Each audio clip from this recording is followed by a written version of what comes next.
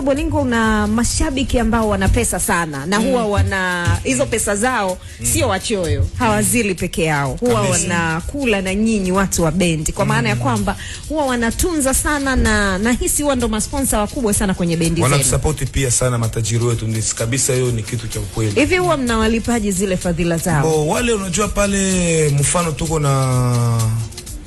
na Alio Sese Didi Kinwan, alikuwa ni tajiri wangu wa kwanza mbali nilitaka pa Tanzania.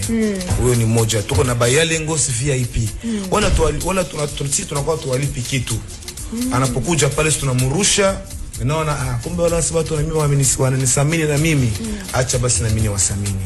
Weko pale wa Brazaji, wa Louis Suarez, pia the big boss Nyosh El Sadat. Yeko pale rais wangu wa Bogos. Na bila kusahau leo makumbusho Breakpoints. Makumbusho kijijini pale Breakpoint. Bogos muzika lazima kitawaka pale, tuna jambo letu pale. Crown Media. Hapa ni nyumbani.